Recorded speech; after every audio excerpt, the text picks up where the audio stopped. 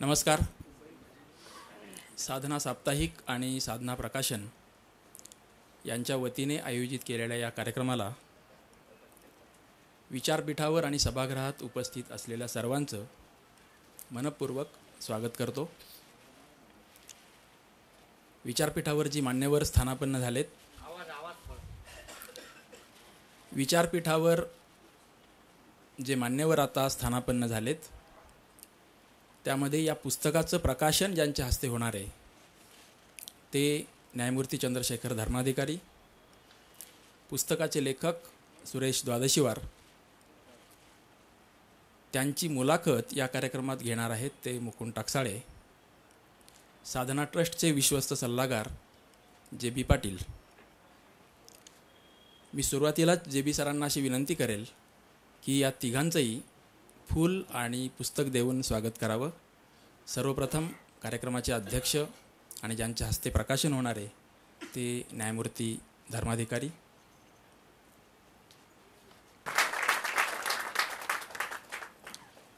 पुस्तकाचे लेखक सुरेश द्वादशीवार.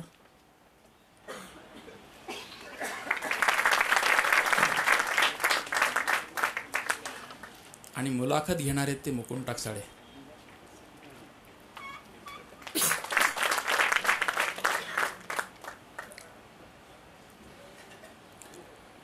सुरेश द्वादशीवार यांचं गांधीजी आणि त्यांचे टीकाकार या पुस्तकाचं आता प्रकाशन होणार आहे आणि सुरेश द्वादशीवार यांची मुलाखत मुकुंद टाकसाळे आणि मी स्वतः असे आम्ही दोघे घेणार आहेत. पुस्तकाची पार्श्वभूमी 3 ते 4 मिनिटात सांगतो. सुरेश द्वादशीवार यांची ओळख महाराष्ट्रातील मराठी वाचणारे जे कोणी लोक आहेत त्यांना ती फारच चांगल्या प्रकारे आहे. सुरुवातीच्या काळात जवळपास 20 वर्ष राज्यशास्त्राचे ते प्राध्यापक होते आणि नंतरची 25पेक्षा जास्त वर्ष ते आधी लोकसत्ता आणि नंतर लोकमत याचे नागपूरच्या आवृत्तीचे संपादक म्हणून आपल्याला माहिती आहेत. दुसरी त्यांची ओळख सुरुवातीच्या 2-1 दशकामध्ये त्यांनी ललित लेखन पण केलं, म्हणजे प्रामुख्याने कादंबऱ्या आणि काही अंशी कथा. गेल्या 2 दशकामध्ये त्यांनी प्रामुख्याने ललित वैचारिक स्वरूपाचं लेखन केलं. गेल्या 5-6 वर्षामध्ये द्वादशीवार सरांची एकूण 4 ते 5 लेखमाला प्रसिद्ध झाल्या आणि नंतर त्या लेखमाला पुस्तक रूपाने पण आल्या.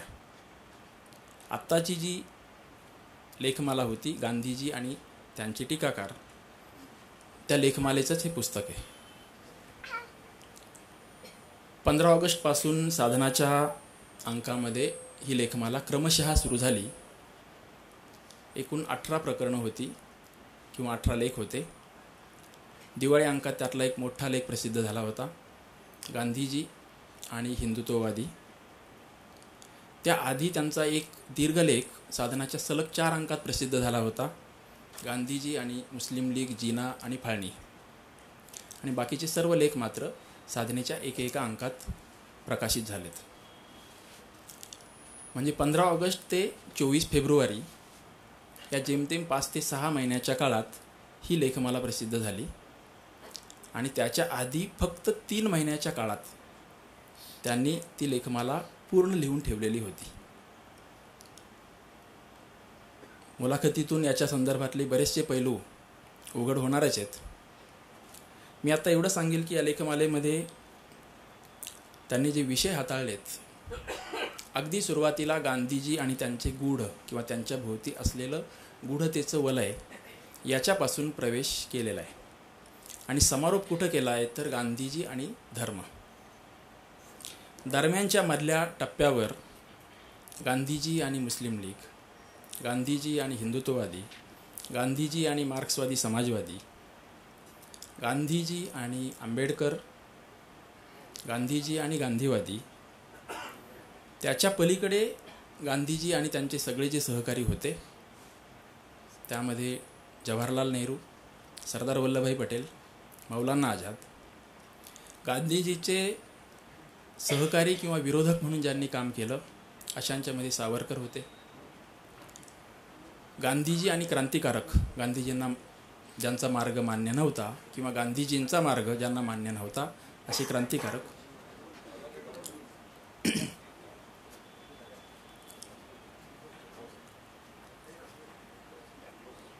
तर अशी ही लेखमाला साधनेतून प्रसिद्ध झाली.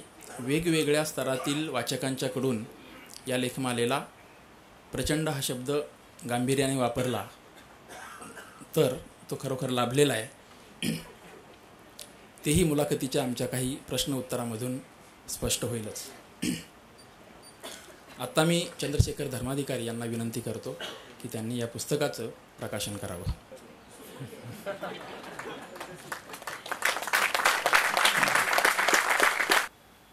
हा विषय असा आहे, ही लेखमाला अशी आहे की याच्यावर कितीतरी प्रश्न लोकांच्या मनात आहेत, आमच्याही मनात आहेत, परंतु उपलब्ध वेळेत किती घेता येतील हे माहीत नाही.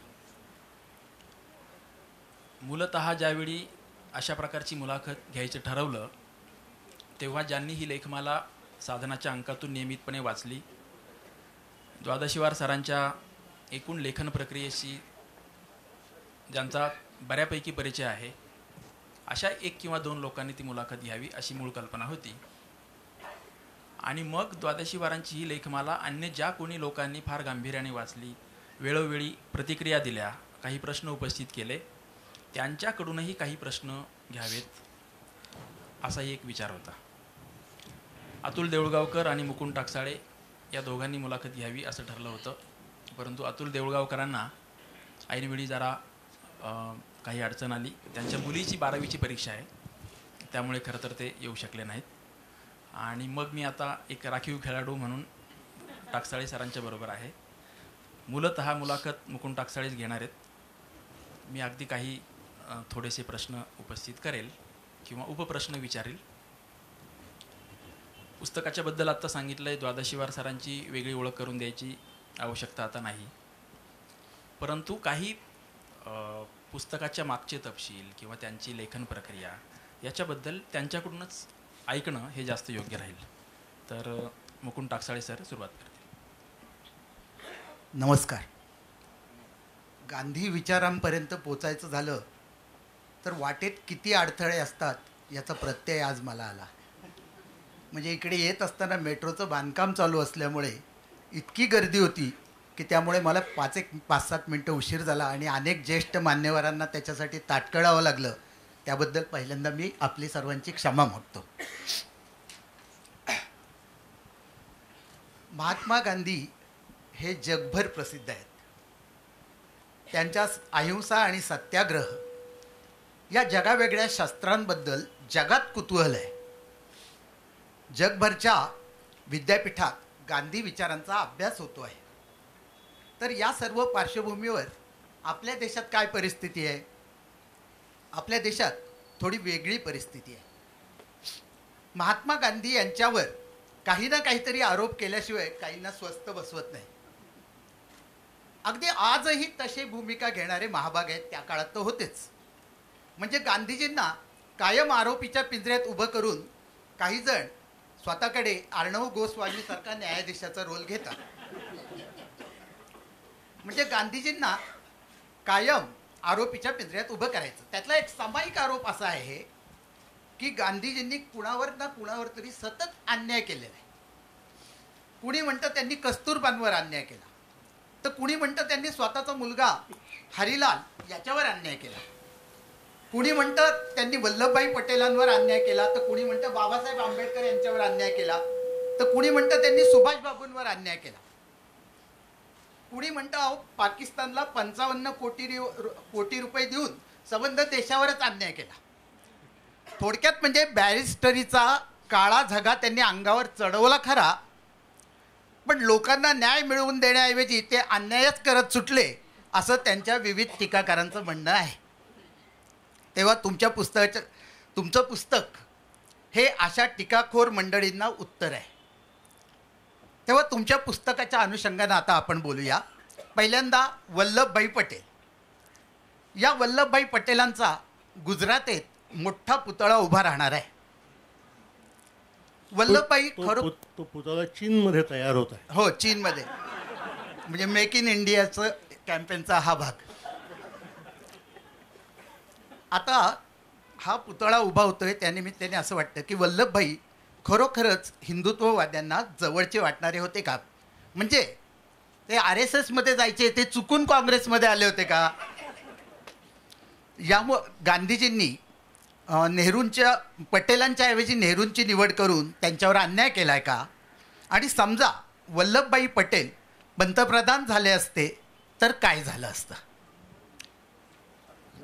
गांधीजींनी कोणावरही अन्याय केला आहे असं मला वाटत नाही.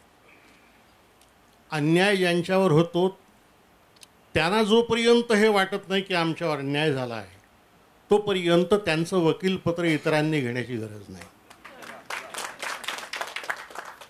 गांधीजींनी आंबेडकरांवर अन्याय केला का?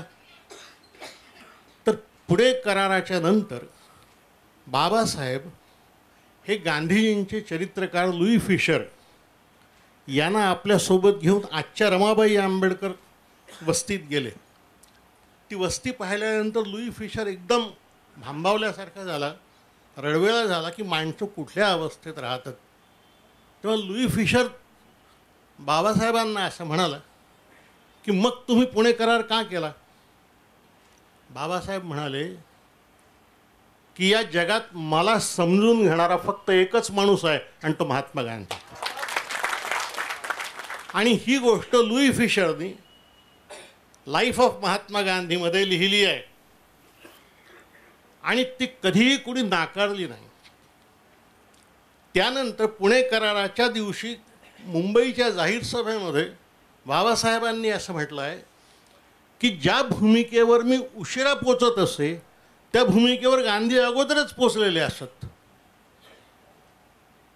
आमच्या काही मित्रांनी अशी एक सूचना केली की राखीव जागा देण्याऐवजी किंवा विभक्त मतदारसंघ देण्याऐवजी दलित समाजामधली 3 माणसं दलितांनी प्रथम निवडावी आणि त्या तिघांमध्ये इतरांनी मतदान करून त्यातल्या एकाला उमेदवार म्हणून निवडून द्यावं.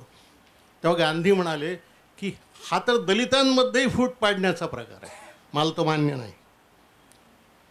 आंबेडकरांनी हे सगळं सांगितलं आहे त्या व्याख्यानामध्ये आणि ते म्हणाले की माझ्या भूमिकेच्या अगोदर गांधी तिथं पोचले असायचे. एक, गांधीजींनी सरदारांवर अन्याय केला काय? प्रधानमंत्री जे म्हणतात त्याला छेद देणं अवघड आहे आजच्या जगात. मी एकदा आणीबाणीमुळे तुरुंगात राहिलो आहे. कुमारभाई इथं बसले आहेत, ते आमच्यासोबत होते. सरदार पटेल गांधीजींच्या सहवासात 1917 आले. RSSचा जन्म 1925चा आहे. सरदार जेव्हा गांधीजींच्या सहवासात आले तेव्हा ते गुजरातातलेच नाही, ते मुंबईतले अत्यंत यशस्वी वकील होते.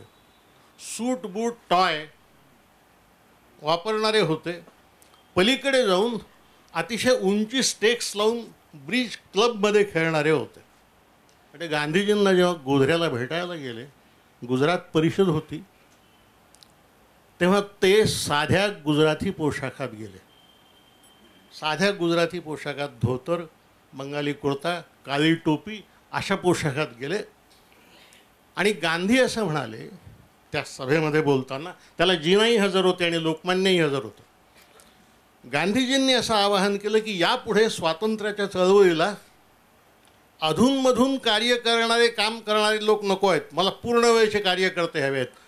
तुमच्यापैकी कोण कोणी यायला तयार आहे? पहिला कार्यकर्ता सरदार पटेल होता,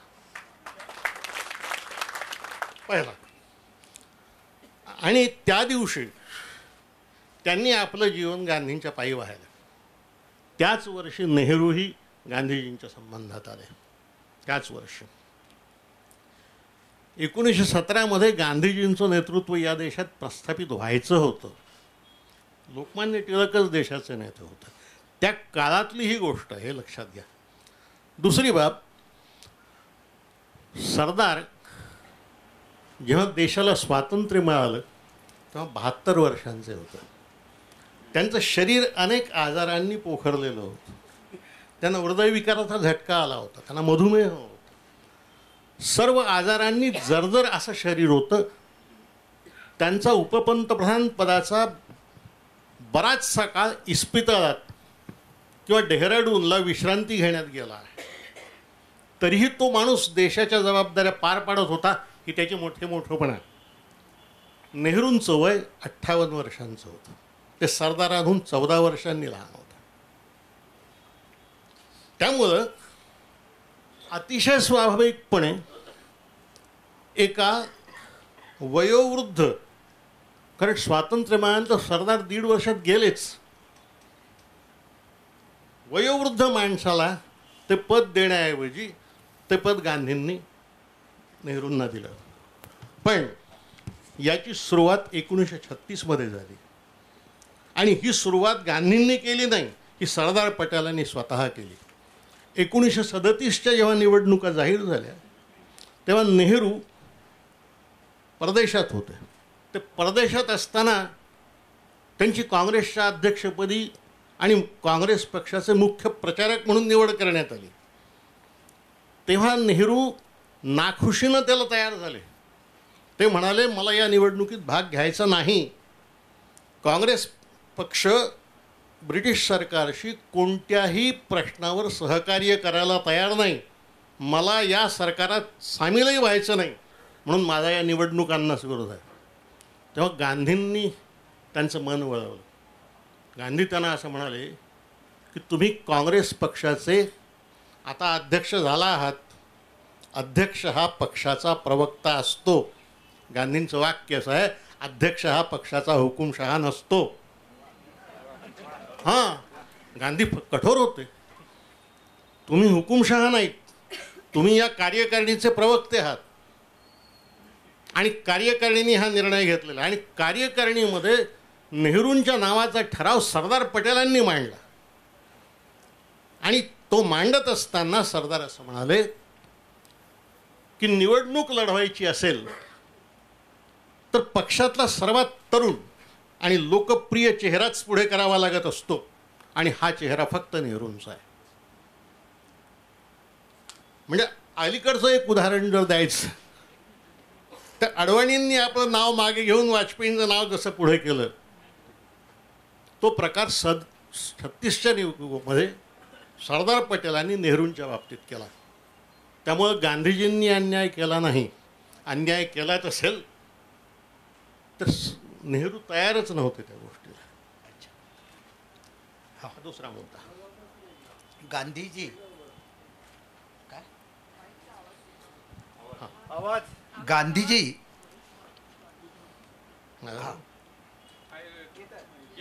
हा ऐकू येतोय ना. गांधीजी स्वतःला सनातन हिंदू असं म्हणायचे. सनातन शब्द ऐकला की आता धसकाच बसतो आत्ताच्या पार्श्वभूमीवर. पुण्यात कोल्हापुरात कुठेही. आता या सगळ्या पार्श्वभूमीवर म्हणजे आत्ताच्या विखारी पार्श्वभूमीवर हे गांधीजींचं म्हणणं नेमकं काय होतं की मी सनातनी हिंदू आहे. हे काही जण असं म्हणतात आणि ते आहेत, म्हणजे तुमच्या पुस्तकातही आहे आणि ते खरंही आहे की गांधीजी म्हणायचे माझा चातुर्वर्ण्यावर विश्वास आहे. हो. हां, तर तो काय प्रकार होता. गांधी हा सातत्यानं काळानुरूप बदलत गेलेला माणूस आहे. 1917चे गांधी 1921 नव्हते आणि 1921चे गांधी 1931 नव्हते. त्यामुळे कधीतरी एकदा उच्चारलेलं वाक्य किंवा घेतलेली भूमिका ही कायम धरून त्या माणसाचा निकाल लावण्यात अर्थ नाही. बरोबर आहे. गांधीजी एकेकाळी चातुर्वर्ण्यावर निष्ठा ठेवणारे होते.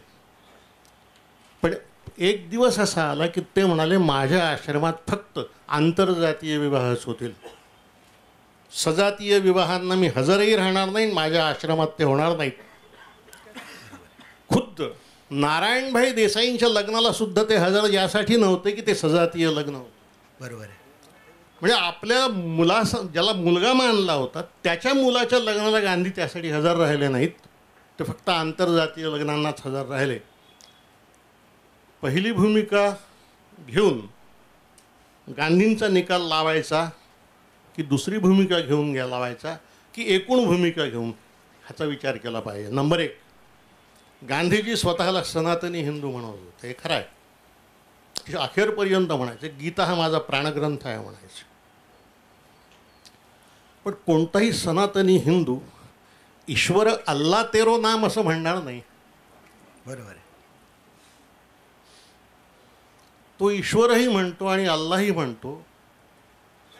तो गीतेतलं अवतरणही देतो, त्यावरही भाष्य करतो आणि येशूनं पठारावर जी प्रवचनं केली त्यावरही बोलतो आणि येशूलाही मानतो. तो सॉक्रेटिसला पहिला सत्याग्रही म्हणतो जगातला. गांधीजी सनातनी असतीलच तर ते एका वेगळ्या अर्थानं होते. जगातला सर्वात सनातन धर्म कोणता आहे? मी आपल्याला सांगू इच्छितो की प्रत्येक धर्माची जन्मतारीख सांगता येते. पैगंबराचा जन्म 571 झाला. 612 त्याच्यावर ईश्वराचे संदेश उतरायला लागले. 612 त्याची जन्मतारीख इस्लामची. महावीराच्या सोबत जैन धर्म जन्माला आला. गौतम बुद्धाच्या सोबत हिंदू धर्माला जुना इतिहास आहे, त्याचे ग्रंथ पुष्कळ आहेत. त्यातला एक कोणी साधू सांगता येत नाही, तो सापडला आणि त्याची जन्मतारीख सापडली तर याही धर्माची जन्मतारीख सांगता येईल. सनातन याचा अर्थ जो आधीही असतो आणि नंतरही असतो आणि दरम्यानच्या काळातही असतो, तो असा धर्म जगात एकच आहे आणि तो म्हणजे मनुष्य धर्म आहे. गांधी मनुष्य धर्माचा प्रतिनिधी आहे. हा मनुष्य धर्म जो आहे हा सर्व धर्मांना कवेत घेतो, त्यातल्या चांगल्या गोष्टी कवेत घेतो. आणि धर्माच्या बाबतीत एक गोष्ट सांगितली पाहिजे.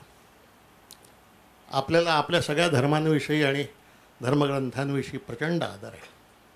आमचे नरहर कुरुंकर असं म्हणायचे की आपल्या धर्मग्रंथांविषयी आपल्याला जो प्रचंड आदर आहे त्याचं एक महत्त्वाचं कारण आपण ते वाचत नाही हे आहे.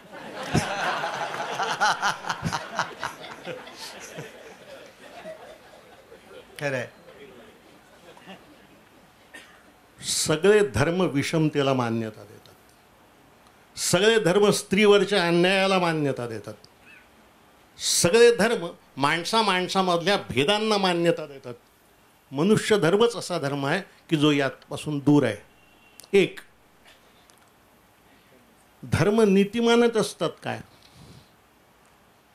जगामध्ये अनेक धर्म असे आहेत की जे बलात्कारांना मान्यता देतात. परधर्माच्या स्त्रीच्या ठिकाणी सक्तीनं संतती उत्पन्न करण्याचा आदेश देतात. आपल्या धर्माने आपल्याच समाजामधल्या किती लोकांना किती शतकं गावकुसाच्या बाहेर ठेवलं. खरं आहे. इस्लामनी केलं आणि बुद्धांनी लढाया केल्या नाहीत काय? ते सिलोनमध्ये काय चाललं होतं आणि ब्रह्मदेशात आता जे रोहिंग्यांना मारतायत आदिवासी आहेत ते कोण मारतायत? सगळ्या धर्मांनी हे केलेलं आहे. गांधी जेव्हा धर्म म्हणतात तेव्हा त्याचा अर्थ नीती असा होतो. हे कधीतरी समजून घेतलं पाहिजे. नीती असा होतो. नीती हा असा धर्म आहे की जो सर्व धर्मांमधल्या चांगल्या गोष्टी कवेत घेतो आणि वाईट गोष्टींची वजाबाकी करतो. गांधी सर्वच धर्मांमध्ये चांगल्या गोष्टीही आहेत, वाईट गोष्टीही आहेत. गांधी सर्व धर्मांमधल्या चांगल्या बाजूंची जी बेरीज होते, जिला नीती म्हणता येईल, तिचा प्रतिनिधी होता. म्हणून मी असं म्हटलं आहे की गांधी हा सर्वच धर्मांचा होता आणि कोणत्याही एका संघटित धर्माचा नव्हता. त्यामुळं ते सनातनी असं म्हणतात तेव्हा ते मनुष्य धर्माकडे आपलं लक्ष वेधतात. आणि धर्म म्हणतात तेव्हा ते नीती म्हणत असतात. बरोबर आहे. तुम्ही आत्ता जे सांगितलं की चातुर्वर्ण्याच्या संदर्भात, तर गांधीजींनी असंही म्हटलेलं आहे की मी अनेकदा गांधीजींनी प्रवाही भूमिका घेतल्या. हां, अनेकदा गांधीजींनी प्रवाही भूमिका घेतल्या आणि त्यामुळे ते नेहमी असं म्हणायचे की मी पहिल्यांदा काय म्हटलं याच्यापेक्षा मी शेवटी काय म्हणतोय एखाद्या गोष्टीवर ते अधिक महत्त्वाचं आहे. दुसरी गोष्ट या संदर्भात, गांधीजी बंग्याच्या मुलींनी राष्ट्रपती व्हावं यासाठी प्रयत्न केले होते ना, हो. त्या संदर्भात तुम्ही थोडं. जेव्हा देश स्वतंत्र झाला आणि जिना पाकिस्तानचे अध्यक्ष झाले, तेव्हा गांधींनी नेहरू आणि पटेलांना पत्र लिहिलं की भारताच्या अध्यक्षपदावर भंग्याची मुलगी आली पाहिजे. त्या दोघांनीही गांधींना उत्तर लिहिलं आहे की हे शक्य आहे, पण याला काही काळ जावा लागेल. जोपर्यंत या देशामधली प्रशासन व्यवस्था आणि लोकशाही स्थिर होत नाही आणि रुजत नाही, तोपर्यंत काही काळपर्यंत आम्हाला माउंटबॅटनला ठेवावं लागणार आहे.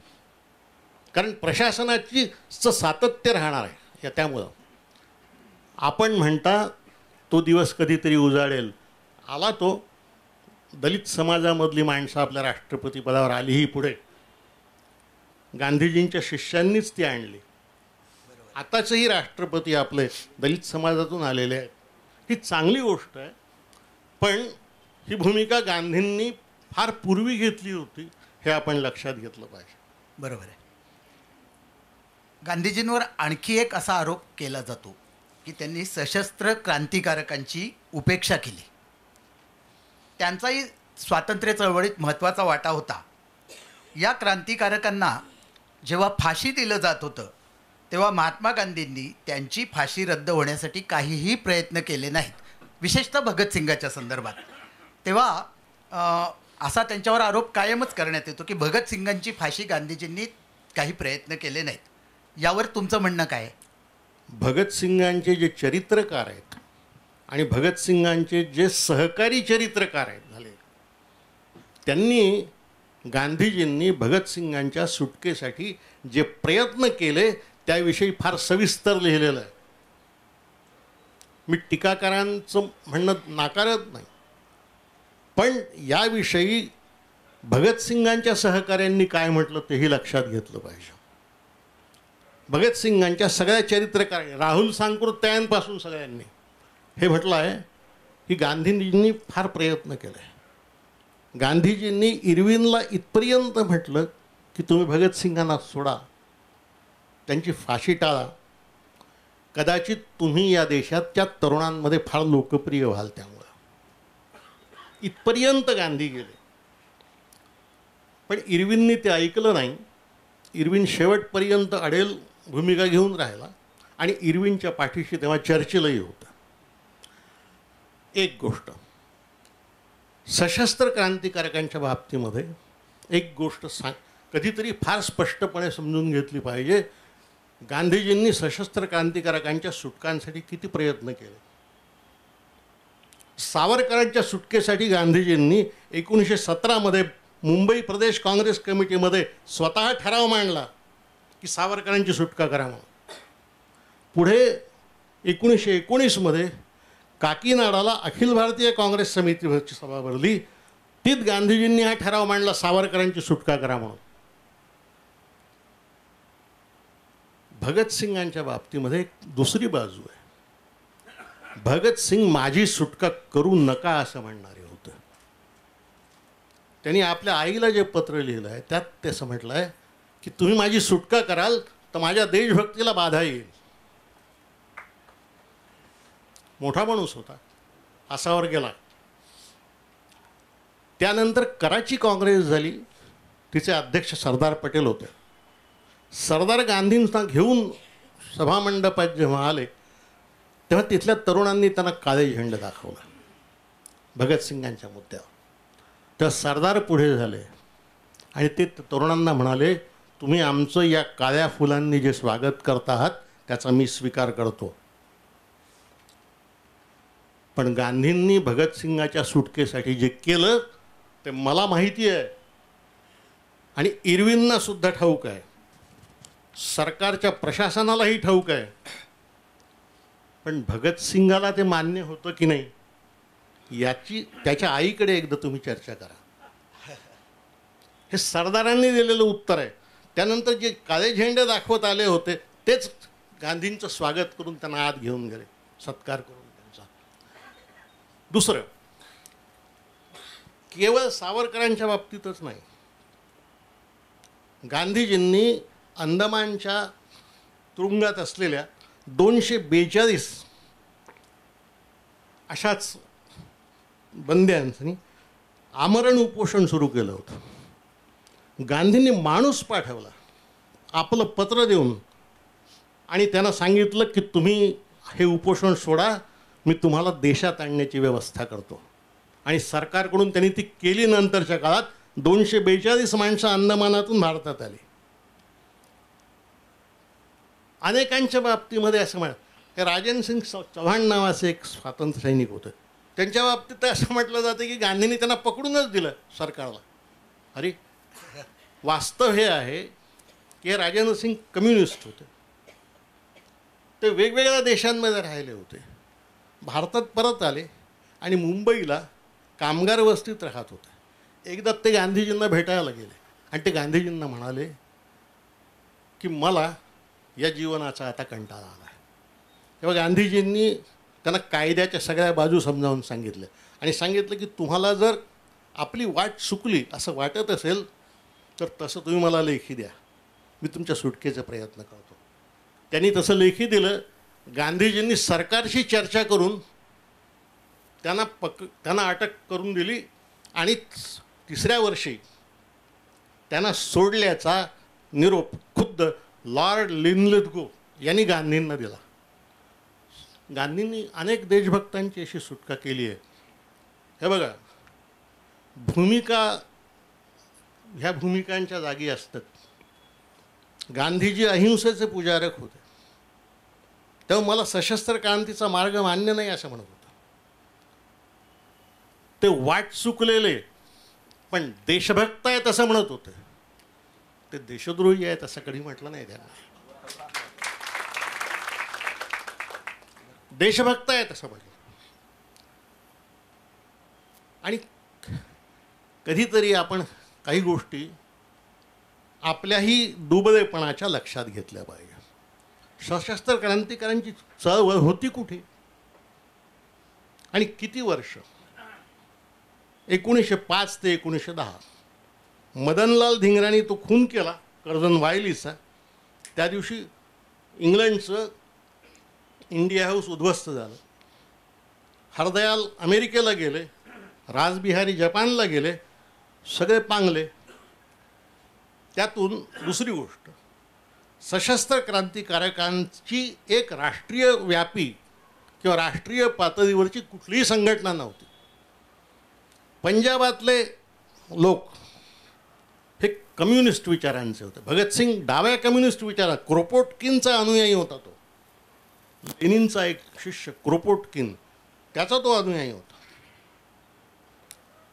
महाराष्ट्रातले क्रांतिकारक हिंदुत्ववादी होते.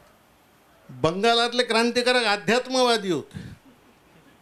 यांच्यात एकवाक्यताही नव्हती. त्यांची कुठली एकमेव संघटना नव्हती. प्रश्न म्हणजे अरविंद बाबू घोष हे क्रांतिकारकच होते. जेव्हा ते देश सोडून गेले तेव्हा त्यांचे अनुयायी गांधींना शरण आले आणि काँग्रेस पक्षात आले. त्यामुळं एक दिशा एक आहे, वाटा दोन आहेत आणि त्यात मतभेद आहेत आणि तो मूलभूत मतभेद आहेत. अहिंसा हे माझ्या आयुष्यातलं पहिलं कलम आहे असं गांधीजी म्हणायचे. त्याच्याशी मी कधीही कॉम्प्रोमाइज नाही करणार नाही. आणि ते केलं नाही त्यांनी कधी. आता या ठिकाणी एक प्रसंग सांगून टाकतो. गांधी नावाचा जेव्हा चित्रपट सुरू झाला निघाला, त्या पनवेलच्या जवळ त्याचं टॉल्स्टॉय आश्रमाचं शूटिंग सुरू होतं. तेव्हा त्या चित्रपटाचे दिग्दर्शक रिचर्ड ॲटनबरो यांची मुलाखत घ्यायला मी गेलो. मी त्यांना असा एक प्रश्न विचारला की देशाच्या स्वातंत्र्यासाठी लढणारे लोक जगात सर्वत्र झाले. तुमच्याही देशात झालं. अमेरिकेत वॉशिंग्टन झालं, तिकडे बिस्मार्क झाला, तिकडे गॅरिबाल्डी झाला, लेनिन होता, माओ त्से-तुंग होता. हे सगळे राष्ट्रभक्त आणि स्वातंत्र्यवीर सोडून तुम्ही गांधींवरच सिनेमा का काढला? त्याचं उत्तर लक्षात घेण्यासारखं आहे. तो म्हणाला, देशाच्या स्वातंत्र्यासाठी तलवार घेऊन लढणारे नेते जगात सर्वत्र झाले, निशस्त्र लढणारा नेता फक्त तुमच्या देशात झाला. आणि तो गांधी आहे. म्हणून मी हा चित्रपट काढला.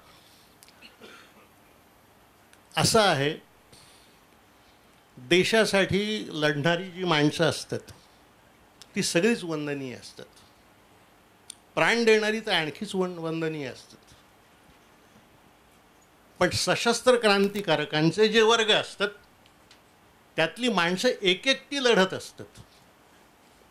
त्यांना अनुयायी जमा करता येत नाहीत.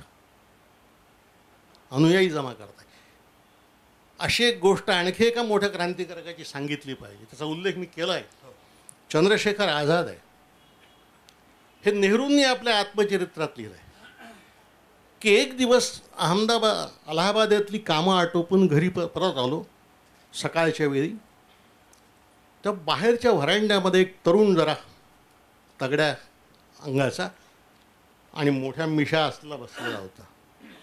मी आल्याबरोबर तो असं म्हणाला की मी चंद्रशेखर आझाद आहे. गांधी म्हणाले, नेहरू म्हणाले, मी त्याला म्हणालो की अरे बसा, मी तुमची चहा पाण्याची व्यवस्था करतो.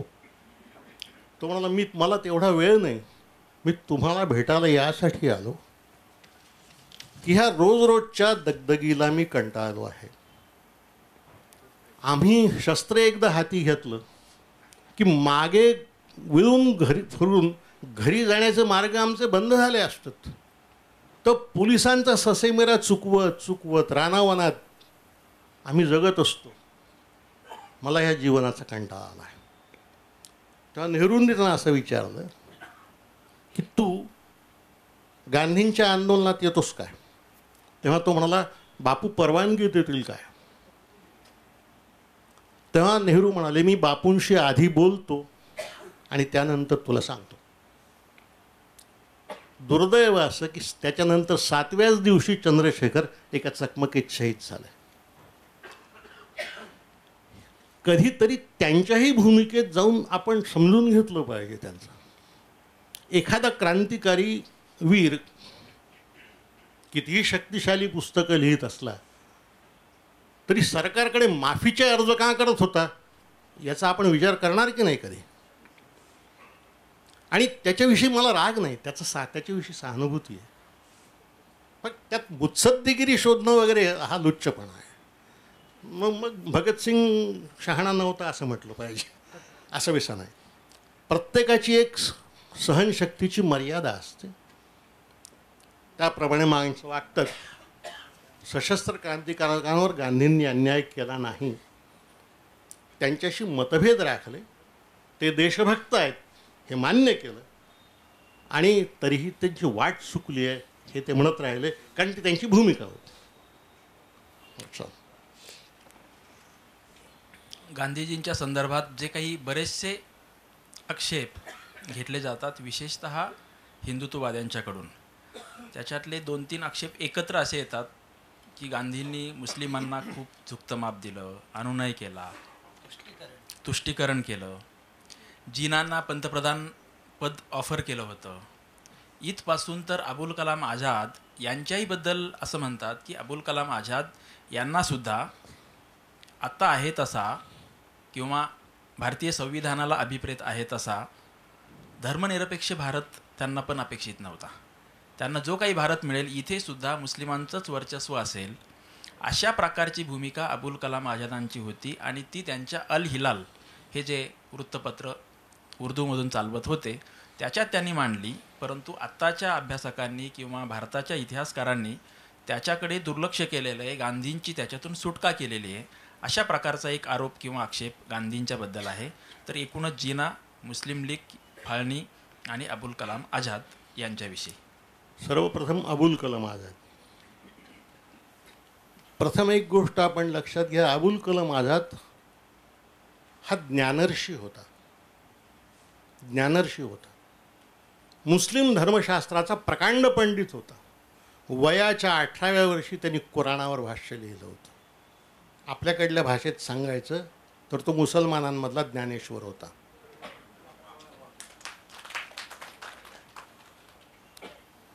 ज्या अल हिलाल पत्राचा तुम्ही उल्लेख केला, हे 1915च्या पूर्वीचं आहे. मौलानांच्या भूमिका नंतरच्या पाहायच्या आहेत. अगदी कुराणसुद्धा असं सांगते की अगोदरची आयत आणि नंतरची आयत यात जर अंतर असेल तर पुढली आयत खरी मानायची. हे हे हे धर्मशास्त्राच्या अभ्यास म्हणून मला सुद्धा मान्य नाही. मी थोडासा पण असं कुराण म्हण.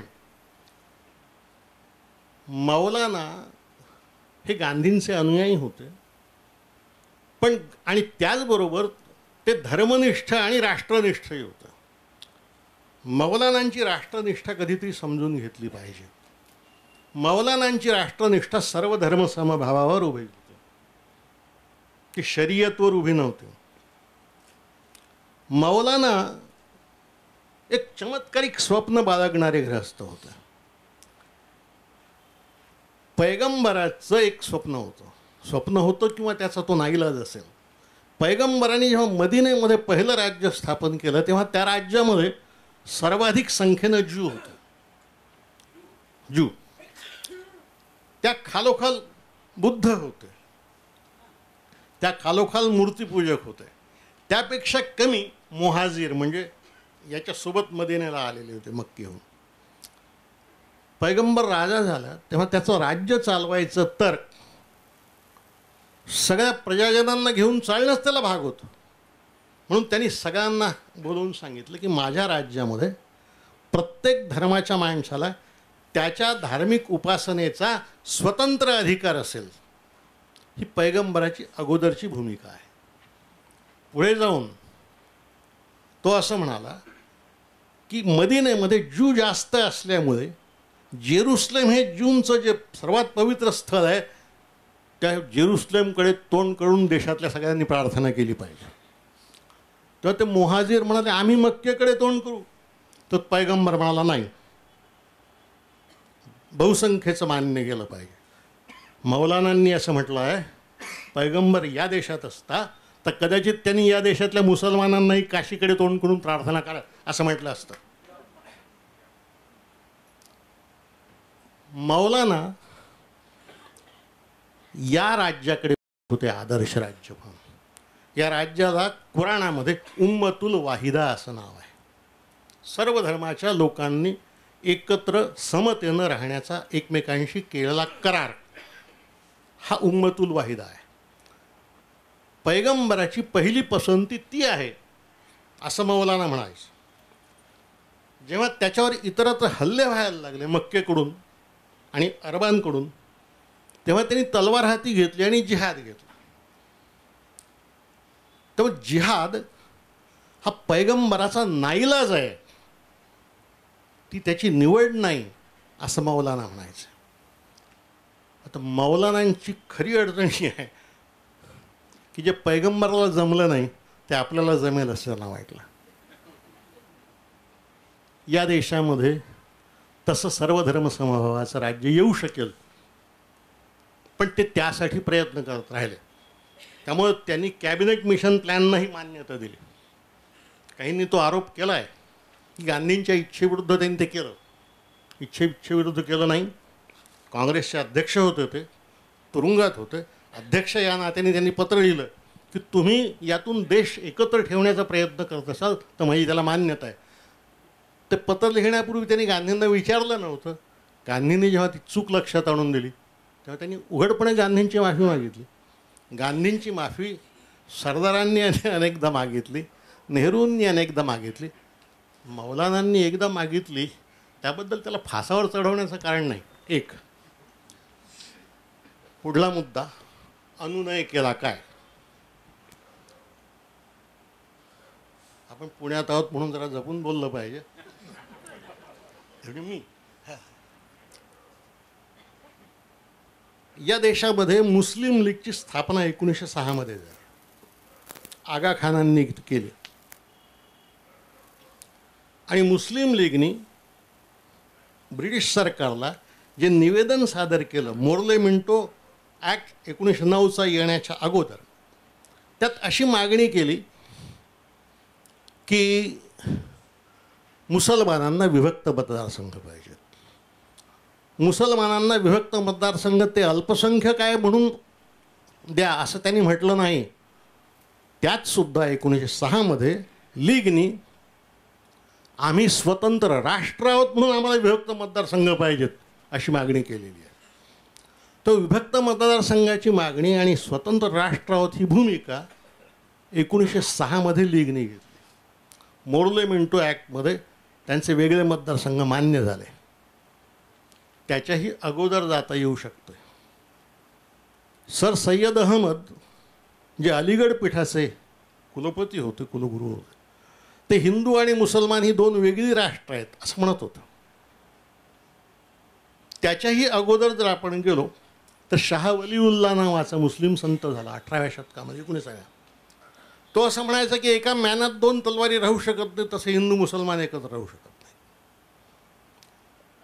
त्यामुळं फाळणीची भूमिका जी आहे ही गांधी हिंदुस्थानात 1915 मध्ये आला, त्याच्या फार अगोदरपासून चालत आलेली आहे. एक गोष्ट मागणी जाऊ द्या, पण ब्रिटिश सरकारची भूमिका काय आहे? ईस्ट इंडिया कंपनीचं राज्य असताना 1952 मध्ये पहिल्यांदा या देशाची फाळणी आखली गेली. 1852 मध्ये त्या फाळणीमध्ये दिल्लीच्या वरचा हिंदुस्थान एक आणि दिल्लीच्या खालचा हिंदुस्थान एक अशी ती होती. पुढे 1857चं युद्ध झालं. त्यानंतर 1858 मध्ये दुसरी योजना तयार झाली. त्यामध्ये मुसलमानांसाठी वेगळं पार्लमेंट, हिंदूंसाठी वेगळं पार्लमेंट अशी ती भूमिका होती. त्याच्याही मागे जाता येऊ शकते. त्याच्याही मागे जाता येऊ शकते. सावरकरांनी असं म्हटलं आहे की कुराणामध्येच फाळणी सांगितलेली आहे. आंबेडकर असं म्हणाले हदीस या धर्मशास्त्रात फाळणी मांडलेली आहे. विभक्त मतदारसंघ हे देशाला ते तुकडे करणार ही गोष्ट तेव्हाही साऱ्यांच्या लक्षात होती. पुढे म्हणजे 1906च्या पुढे 1909च्या पुढे आपण आलो की 1916 मध्ये टिळक आणि बॅरिस्टर जिना यांच्यात जो लखनौ करार झाला त्या टिळकांनी मुसलमानांचे वेगळे मतदारसंघ मान्य केले. नुसते वेगळे मतदारसंघ मान्य केले नाहीत तर त्यांना जास्तीच्या जागा मान्य केल्या. तुम्ही ती आकडेवारी जर पाहिली तर आपल्या लक्षात येईल की लोकसंख्येच्या प्रमाणामध्ये कितीतरी अधिक प्रमाणामध्ये मुंबई राज्यापासून उत्तर प्रदेशपर्यंत त्यांना प्रतिनिधित्व मान्य केलं. उर्दूला विशेष भाषेचा दर्जा मान्य केला. वेगळे मतदारसंघ मान्य केले. मुसलमानांच्या प्रश्नावर कोणताही कायदा किंवा निर्णय घेत असताना मुस्लिम सभासद जे असतील त्यांच्या 2/3 बहुमताखेरीज ते मान्य होणार नाहीत ही अट होती. तीही टिळकांनी मान्य केली. हे गांधी येण्यापूर्वीच झालं. 15 मध्ये गांधी आले तेव्हा गांधी एस्टॅब्लिशही नव्हते. ते रवींद्रनाथांच्या आश्रमात होते. मग पुढे 1 वर्ष हिंदुस्थानात हिंडले. 1920 साली गांधी या देशाचे नेते झाले. ते 20 साली गांधी देशाचे नेते झाले. ते कसे झाले ही सुद्धा एक फार चमत्कारिक गोष्ट आहे. ते आली आपल्या ओघात तर सांगेन. 20 साली देशाचे नेते झाले. 1920च्या नंतर टिळकांनी दिलेल्या कोणत्या गोष्टीच्या पुढे गांधी गेले याचं उत्तर टीकाकारांनी दिलं पाहिजे. वास्तव हे आहे की गांधी गोड बोलत राहिले. त्यांनी खिलाफतची चळवळ केली. मुसलमानांना जवळ करण्याचा प्रयत्न केला. टिळकांचाही प्रयत्न. टिळक काही मुसलमानांचा अनुनय करत नव्हते. इंग्रजांविरुद्धच्या लढ्यामध्ये त्यांनी आपल्यासोबत राहावं हा त्यांचा प्रयत्न, त्यासाठी ते सगळे द्यायला तयार होतं. गांधींनी खिलाफतची चळवळ त्यासाठी हाती घेतली, पण गांधींनी दिलं काही नाही. भारताची आजची राज्यघटना तयार झाली तेव्हा गांधीजी हयात होते. घटना समितीमध्ये 95% सभासद त्यांच्या पक्षाचे होते. विभक्त मतदारसंघ नाकारले गेले, उर्दूचा वेगळा दर्जा नाकारला गेला, जास्तीचे मतदारसंघ नाकारले गेले, त्यांचे विशेषाधिकार नाकारले, कोणताही अधिकार दिला नाही. फाळणी गांधी टिळकांच्या पुढे न गेल्यामुळे झाली की गेले नाहीत म्हणून झाली, याचाही कधीतरी अभ्यास झाला पाहिजे. याचाही अभ्यास झाला पाहिजे. तुम्ही आणखी एक प्रश्न, हां, जिनांना त्यांनी अखेरचा प्रयत्न म्हणून पाहिला की देश एकत्र राहत असेल तर नेहरूच काय, त्याला मी बाजूला सारतो, तू प्रधानमंत्री हो देशाचा. जिनांनी ते मान्य केलं नाही, ते करणारही नव्हतं. गांधींनी दिलेलं पंतप्रधानपद स्वीकारण्यापेक्षा एका स्वतंत्र देशाचा निर्माता होणं त्यांना पसंत असेल ना, जर त्याच्याही भूमिकेतून विचार केला पाहिजे ना आपण. तो एका स्वतंत्र राष्ट्राचा निर्माता होऊ शकत होता, तो नेहरू कशाला होईल? तो पाकिस्तानचा गांधीच झाला असता. बरोबर आहे. ती भूमिका होती. जिना हे अत्यंत अहंमन्य होतं, अत्यंत अहंकारी होतं, पण त्याचबरोबर हे लक्षात घेतलं अत्यंत बुद्धिमान होतं. फार मोठा कायदे टिळकांचा वकील होता तो. हो, हे लक्षात घ्या ना, तो टिळकांचा वकील होता. त्यांचे वकील नंतर आपल्या देशात जे निर्माण झाले ते वेगळे, जे त्यांना सेक्युलरिझमचं सर्टिफिकेट वगैरे देत आले ते मी तिथं जात नाही. टिळकांचा वकील होता. प्रश्न असा आहे, हा बुद्धिमान माणूस काँग्रेसमध्ये गांधीजींना सिनियर होता.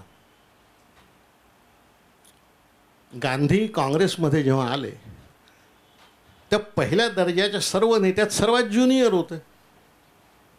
मोतीलाल नेहरू होते, लाला लजपतराय होते, स्वतः जिना होते, हे सगळे होते ना.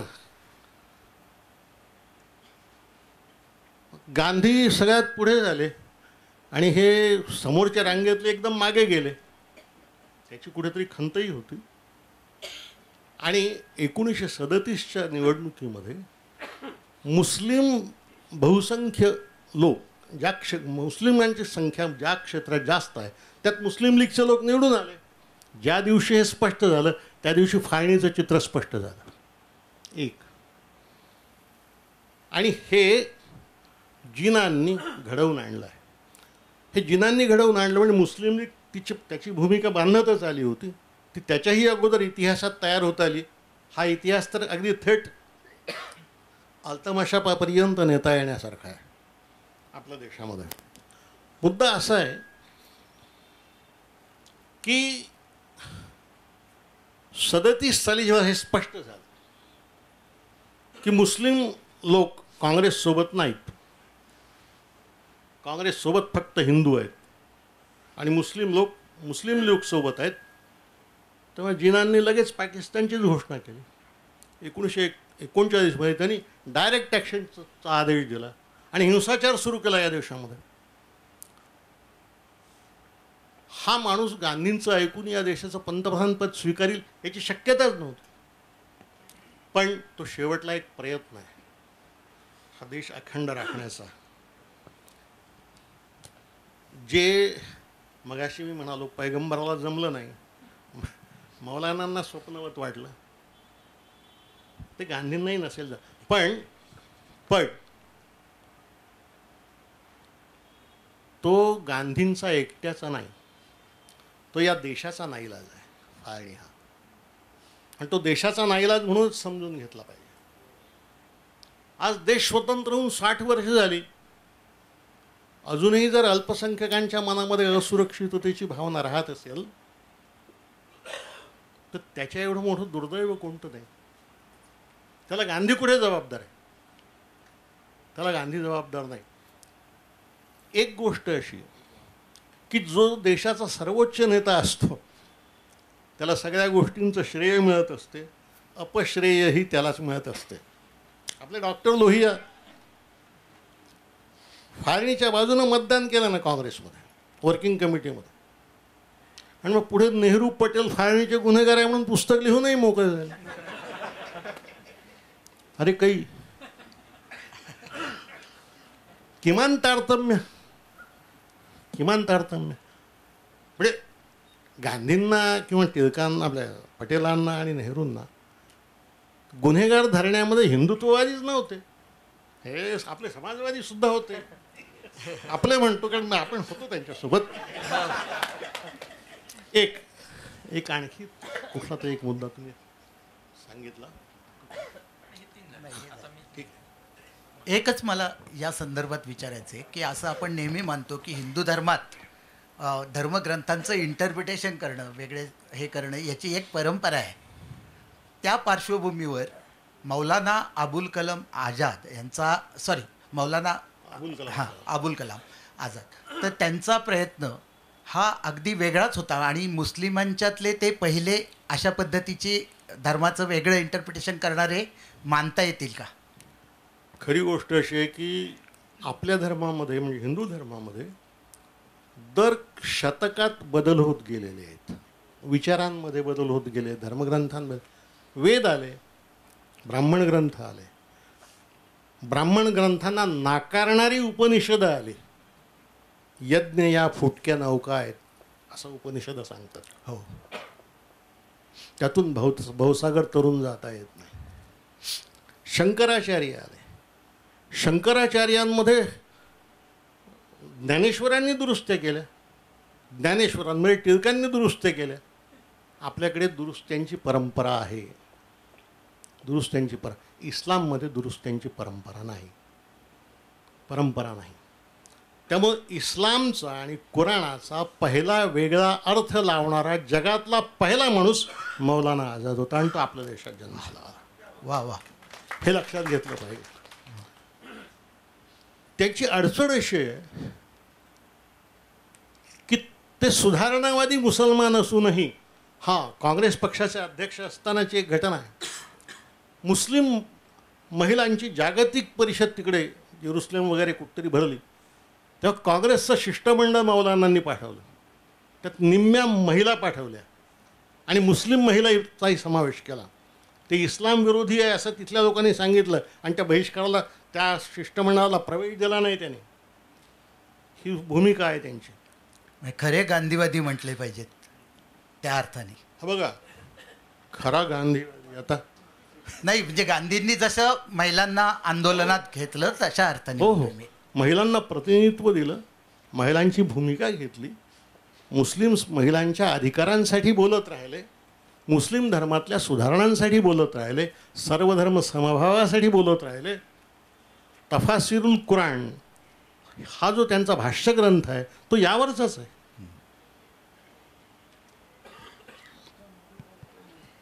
गांधी आणि नेहरू हे दोघांचं नातं, दोघांच्या भूमिका आणि त्यांचे दृष्टिकोन हे कायमच एक मोठं कुतूहलाचं, चर्चेचं असं प्रकरण राहिलं आहे. गांधीजींनी नेहरूंना स्वतःचा राजकीय वारस हे खूप आधी घोषित केलं आणि त्याप्रमाणे स्वतःच्या हयातीमध्येच देशाचं पंतप्रधानपद, नेतेपद नेहरूंच्याकडे सोपवलं हे उघड आहे.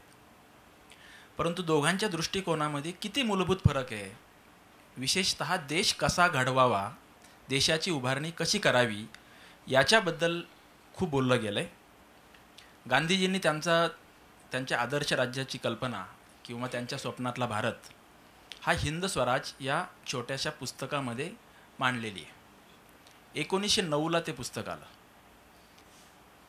हे पुस्तक म्हणजे एका मूर्खाची कृती आहे असंही कोणी माझे जवळचे मित्र म्हणू शकतात, असं गांधींनी त्याच्या प्रस्तावनेमध्ये आणि अन्यत्र लिहून ठेवलं आहे. 1942-43ला त्या पुस्तकाची जी शेवटची आवृत्ती आली, मध्ये 2-3 वेगवेगळ्या आवृत्त्या येऊन गेल्या, त्या शेवटच्या आवृत्तीला छोटंसं प्रास्ताविक लिहिताना गांधींनी लिहिलं आहे की मला लोक विचारतात 1909 साली हिंद स्वराजमध्ये मांडलेल्या भूमिकांच्याबद्दल जेवढे तुम्ही ठाम होता, आताही तेवढेच ठाम आहात का? 42-43ला गांधी उत्तर देतात की मी त्यावेळी जेवढा ठाम होतो त्यापेक्षा आत्ता जास्त ठाम आहे. त्याच्यातला मी अगदीच गरज पडली तर एकच शब्द बदलेल. त्या पुस्तकामध्ये ब्रिटिश पार्लमेंटला त्यांनी प्रॉस्टिट्यूट असा शब्द वापरलेला होता, तेवढा एक शब्द मी वगळेल, अन्यथा ते मला पूर्णतः आहे असं मान्य आहे. याच्यातली गंमत अशी आहे की नेहरूंनी ते पुस्तक, नेहरू आणि गांधी यांचा 17-18 पासून जो संबंध आला, तर नेहरूंनी ते पुस्तक सुरुवातीच्या काळात म्हणजे 18 ते 20 या काळात वाचलं. तेव्हा त्यांनी गांधींना असं सांगितलं की तुम्ही ह्या हिंद स्वराजमध्ये तुमचं जे काही आधुनिक भारताचं स्वप्न रंगवलेलं आहे याच्याशी मी सहमत नाही, तत्वतः नाही आणि व्यवहारतही नाही. 42-43ला जेव्हा चले जावचं आंदोलन होतं आणि दोघंही तुरुंगात होते किंवा बाहेर येणार होते आणि आता देशाचं स्वातंत्र्य जवळ आलं आहे आणि नेहरूंच्याकडे देशाचं नेतेपद जाणार आहे, तेव्हाही दोघांच्या मधल्या पत्रव्यवहारामध्ये गांधींनी विचारलं आहे की आता बराचसा काळ लोटला आहे, 1920 साली आपली भेट झाली आणि तू पहिल्यांदा हिंद स्वराज वाचला असेल, आता 22-23 वर्षे होऊन गेलीत, आता नेहरू जवाहरलाल तुमचं याच्याबद्दलचं काय मत आहे? आणि जवाहरलाल तेव्हा असं म्हणतात की जे मत माझं 1920 साली होतं हिंद स्वराजच्या संदर्भात त्याच्यामध्ये काहीही बदल झालेला नाही, त्याच्यावर मी आजही ठाम आहे. हिंद स्वराजमध्ये एकूणच नव्या भारताची उभारणी कशी व्हावी आणि ग्रामस्वराज्याची कल्पना हे मांडलेलं आहे. बाकी आणखी पण काही बऱ्याचशा गोष्टी आहेत. नेहरूंना मात्र ग्रामस्वराज्य आणि त्यातून आकाराला येणारा भारत अभिप्रेत नव्हता. यंत्र किंवा विज्ञान याच्या संदर्भातल्या ज्या गांधींच्या भूमिका होत्या याच्यापेक्षा बऱ्याचशा पुढं जाणाऱ्या किंवा वेगळ्या म्हणू अशा भूमिका नेहरूंच्या होत्या. असा इतका मूलभूत फरक असतानाही गांधींच्याकडून नेहरूंच्याकडे देशाचं नेतृत्व, राजकीय नेतृत्व जाणं हा काय फेनॉमेन आहे? मी सांगतो, गांधींचा प्रत्येकच अनुयायी हा जवळजवळ गांधींच्या एवढाच उंच, हिमालया एवढा होता आणि त्यांच्यातले मतभेदही हिमालया एवढेच होते. गांधी असं म्हणाले की मी हिमालया एवढ्या चुका केल्या आहेत. आपण तेवढंच लक्षात घेतलं, पण हे लक्षात घेतलं नाही की हिमालया एवढ्या चुका करायला हिमालया एवढाच माणूस असावा लागतो.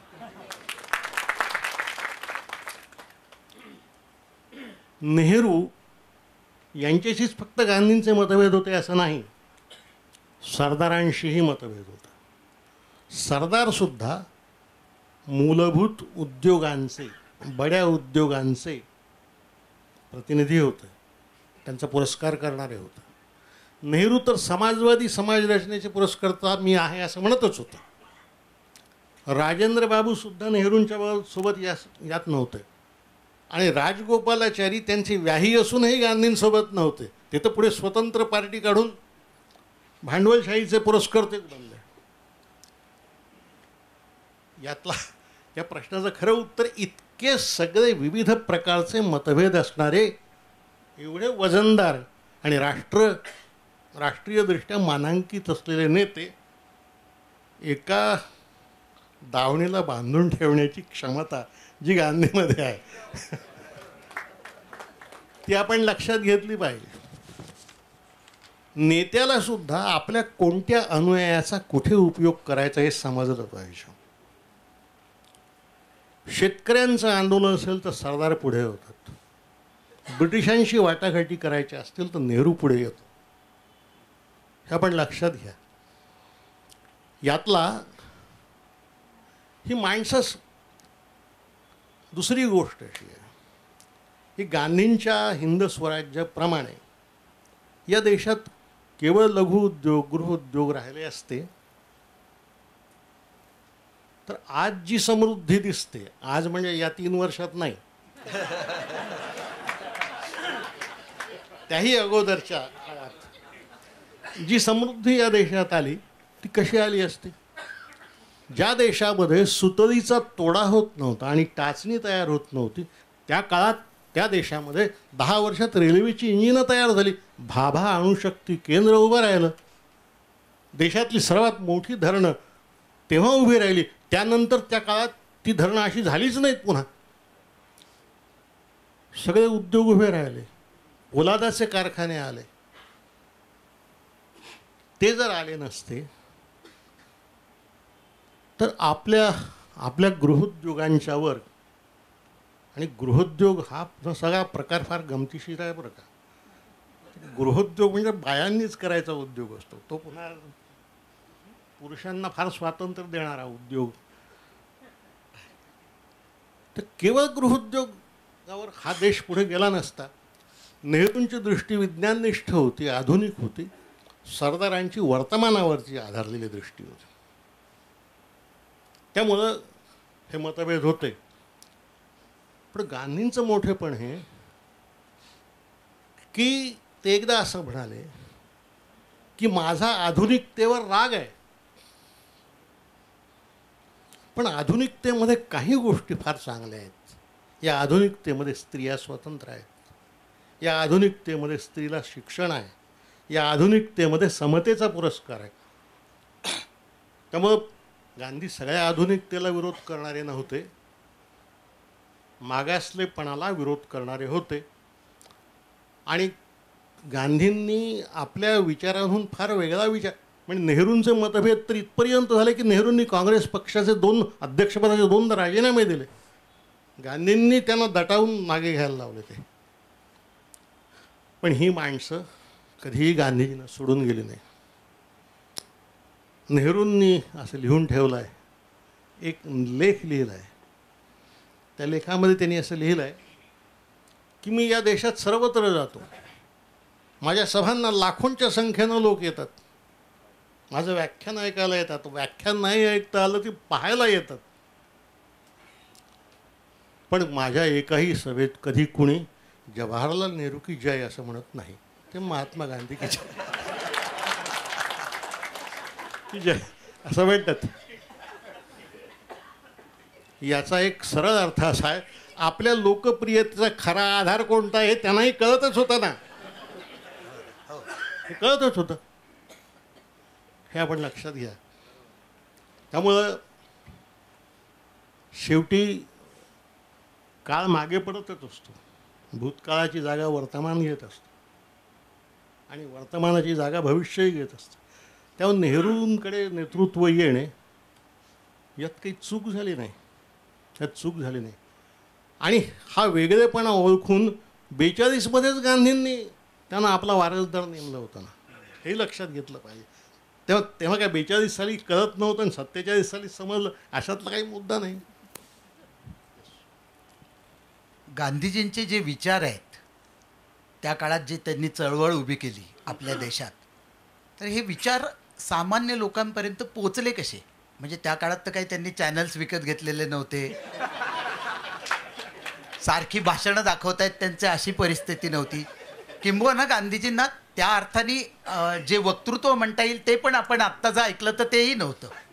या सगळ्या पार्श्वभूमीवर म्हणजे जेव्हा आता वक्तृत्वावरच फड जिंकायचे दिवस आलेले आहेत, तेव्हा गांधीजी पोचले कसे हा एक प्रश्न फक्त आपल्या इथेच नाही, परदेशात सुद्धा.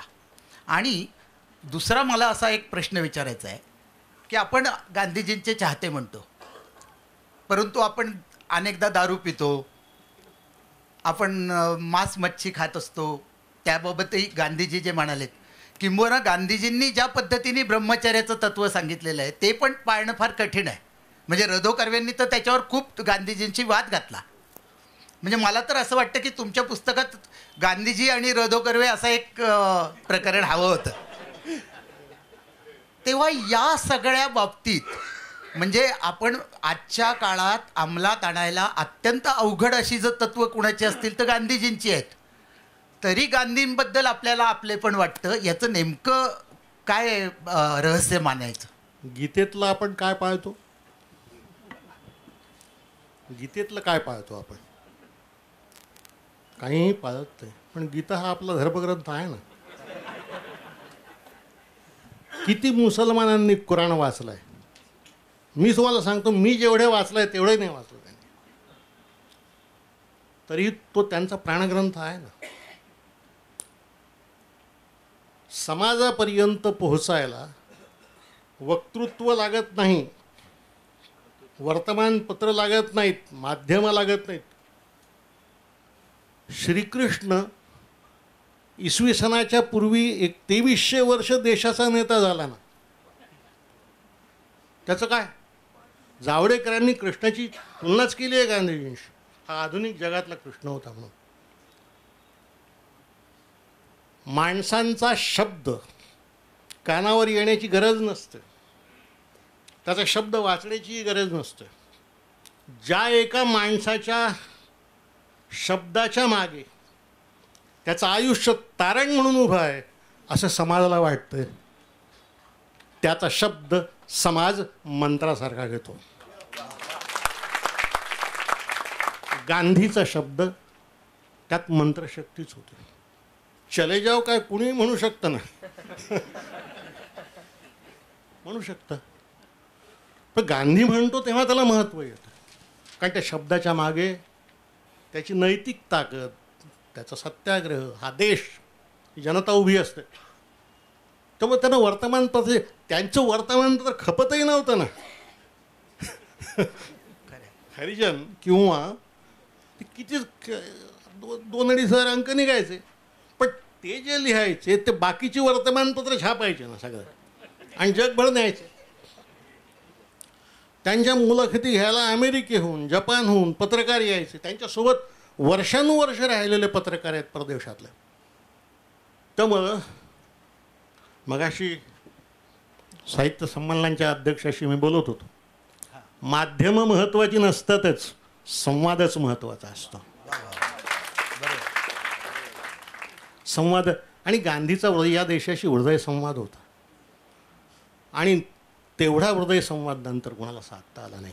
संघटनांच्या आधाराखेरीज आज साधता आला नाही, फक्त गांधीला साधता आला. लोक वाट बघायचे. माझे वडील स्वातंत्र्य संग्राम सैनिक होते. मी त्यांना एकदा विचारलं की तुम्हाला हे स्वातंत्र्य बितंत्र्य कळत होतं का तेव्हा? ते म्हणलं अजिबात काही कळत नव्हतं. तो बाबा म्हणायचा की चला तुरुंगात, की आम्ही चाललो तुरुंगात.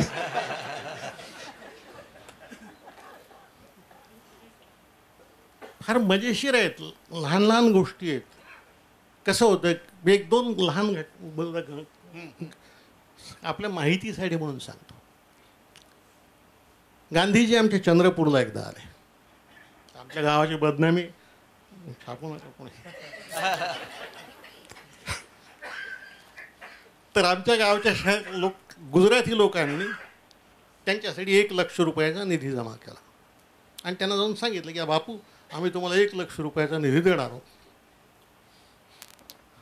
तर ते म्हणाले ठीक आहे, मला पैशाची गरजच आहे, द्या तुम्ही. तर तो लोक असं म्हणाले की तुम्ही गुजराती समाज भवनामध्ये आमच्या सभेत या, म्हणजे आम्ही ते पैसे तुम्हाला देऊ. तेव्हा गांधी म्हणाले मी गुजराती नाही, मी गुजराती नाही, ही जनतेची सभा होईल तिथे येऊन तुम्ही द्या. तेव्हा त्यांनी नाही दिले पैसे. त्यांना गरवी गुजरातचं महत्त्व माहीत नव्हतं. त्यावर स्थानिक काँग्रेसचे कार्यकर्ते अतिशय नाराज झाले, कारण गांधी पैसे घेऊन जाणार नव्हतं, यांनाच देणार होता कामासाठी. ते म्हणले आमचे लोक नाराज झाले. तेव्हा गांधी म्हणाले काही नाराज होऊ नका, स्वराज्य जवळ आलेलं आहे. तर आमच्यातल्या एकाने विचारलं की कशावरून? तर ते म्हणले त्याशिवाय आमची माणसं इतका पैसा इन्व्हेस्ट करायला तयार झाली असते.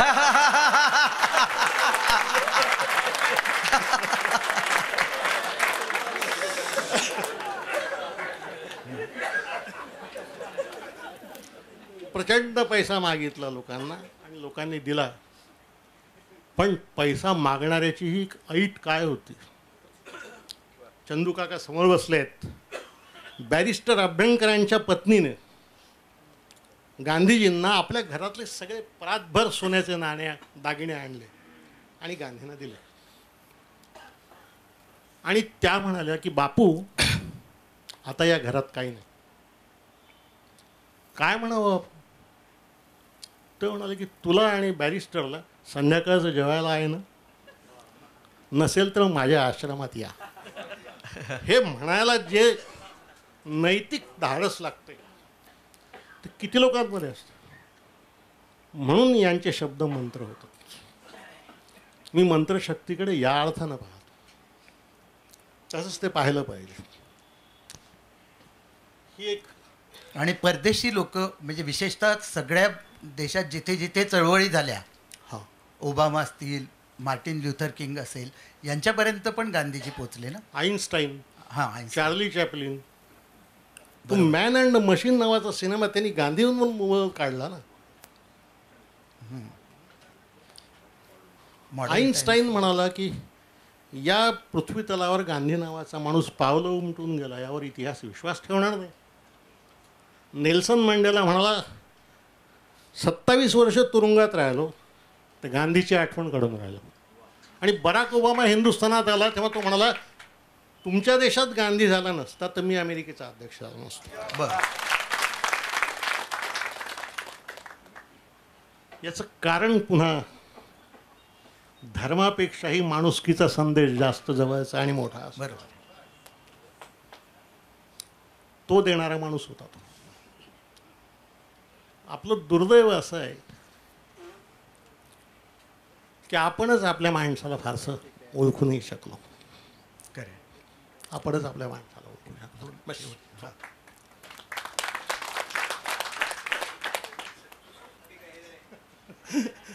सांगतो मी हा विचार अभ्यास करत असताना मला असा प्रश्न पडायचा की टिळक 1920 पर्यंत हयात होते. ते देशाचे नेते होते आणि त्यांच्यासोबत नेत्याची एक फार मोठी प्रभावळ होती. ती सगळी ते आणि गांधी मागच्या रांगेत बसायचे काँग्रेसच्या अधिवेशनात. ते 1920 साली हा मागच्या रांगेतला माणूस पुढच्या रांगेत कसा आला आणि तो पहिला कसा झाला आणि पुढच्या रांगेतले मागे जायला तयार तरी कसे झाले. अरे होत नाहीत, हाकलले तरी जात नाहीत. आज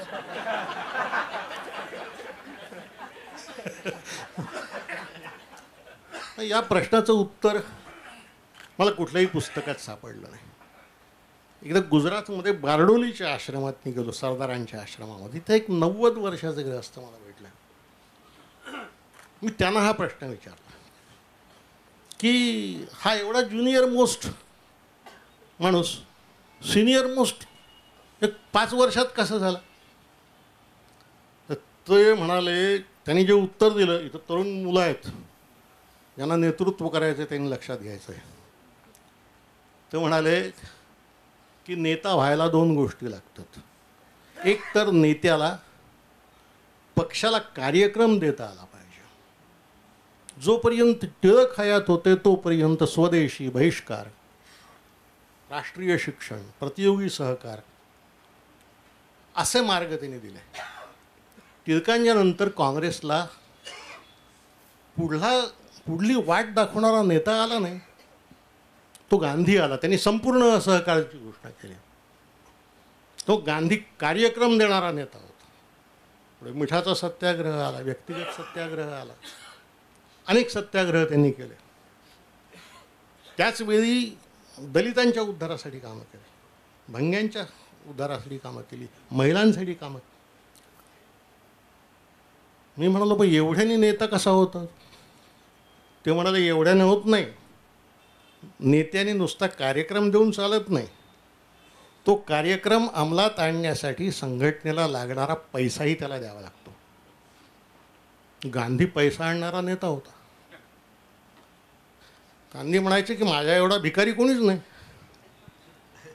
तेव्हा त्यांनी टिळक फंड घोषित केला. टिळक फंड घोषित करण्यामध्ये गांधी राजकीय नेता होताच.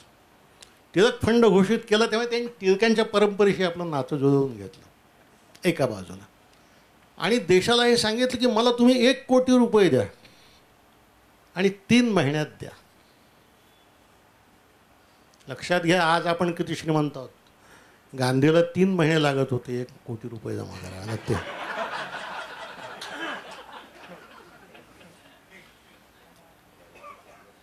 3 महिने संपत आले. हे नेते देश गावगाव रस्त्याने हिंडले. राजेंद्र बाबू खादी विकायचे त्यासाठी. ते म्हणाले, म्हातारा तो सांगत होता की शेवटल्या दिवशी गल्ला मोजायला बसले नेते तर 97 लक्ष रुपये जमा झाले. तर 97 लक्ष रुपये जमा झाले तर तेव्हा बॅरिस्टर विठ्ठलभाई पटेल, वल्लभभाईंचे मोठे भाऊ, ते बापूंजवळ आले आणि त्यांना म्हणाले की बापू, फंड पूर्ण झाला आहे, घोषित करा, 3 लाख आपण केव्हाही आणू. तेव्हा गांधी म्हणाले की अजून या देशाचा आपल्यावर विश्वास नाही, 3% नाही. अजून आपले 9 वाजले होते म्हणलं रात्रीचे. ते म्हणले या 3 तासात जर फंड पूर्ण झाला नाही तर आत्तापर्यंत ज्यांनी आपल्याला पैसे दिले त्यांचे पैसे उद्या सकाळपासून परत करायला आपण सुरुवात केली पाहिजे. हे रहस्य आहे. फंड देणे, फंड जमा करणे, कार्यक्रम देता येणे आणि शब्दावर जनतेचा विश्वास कायम राहील असं वागता येणे. बस. धन्यवाद. नाही, टिळकांनी असं घोषित नव्हतं केलं. टिळकांनी हे सांगितलं होतं की माझ्यानंतर हा या देशाचं नेतृत्व करेल, हे म्हटलं आहे. येस. नाही, अजून पूर्ण होऊ द्या. आता 7:50 झालीत. ऑलरेडी आपली 1.25 तास मुलाखत झाली, परंतु सर्वजण अतिशय स्तब्ध बसलेत. त्यामुळे आणखी आपण एक 10 मिनिटं वाढवूया. 8 वाजता आपण थांबूया. शेवटचे 1 किंवा 2 प्रश्न राहतील जे आजच्या वर्तमानाला भिडतील आणि वर्तमानाला पुढे भविष्यकाळ. मला चंद्रपूरला जाऊ द्या. अलीकडच्या काळातली एक छोटी पण अतिशय महत्त्वाची घटना सेवाग्रामला अशी घडली की गांधी आणि डॉक्टर आंबेडकर या दोघांचेही नातू एकाच व्यासपीठावर सेवाग्रामला 2 आठवड्यापूर्वी येऊन गेले. राजमोहन गांधी आणि प्रकाश आंबेडकर.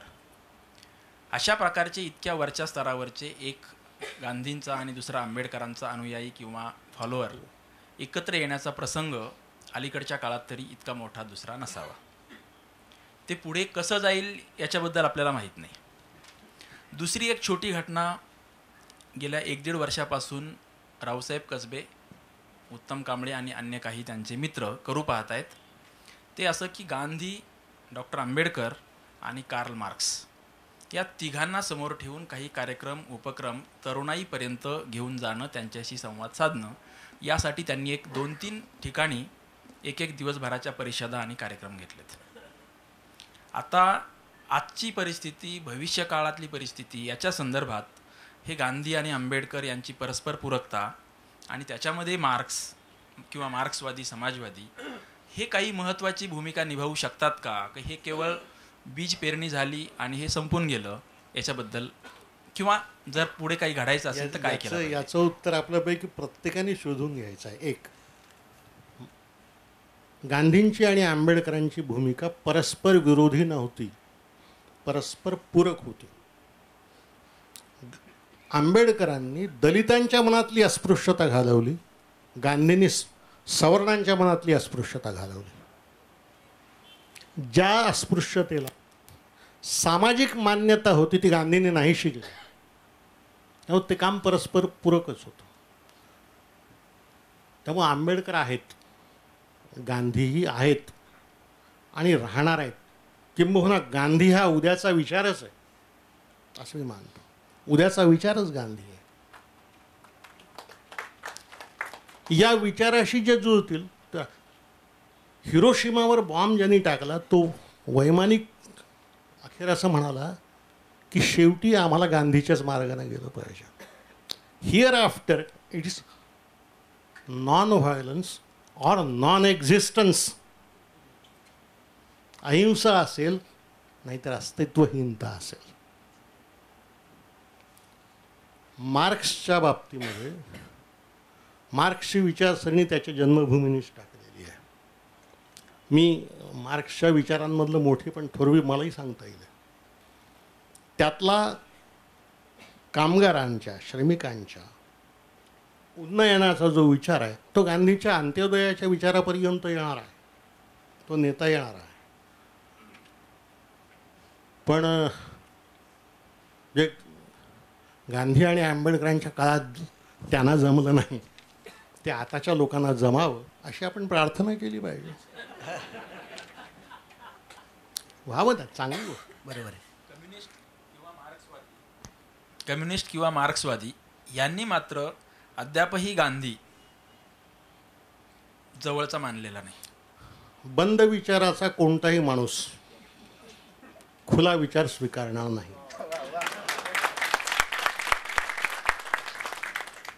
मार्क्स हा ज्ञानाचा पूर्ण विराम आहे असं सगळे कम्युनिस्ट मानतात.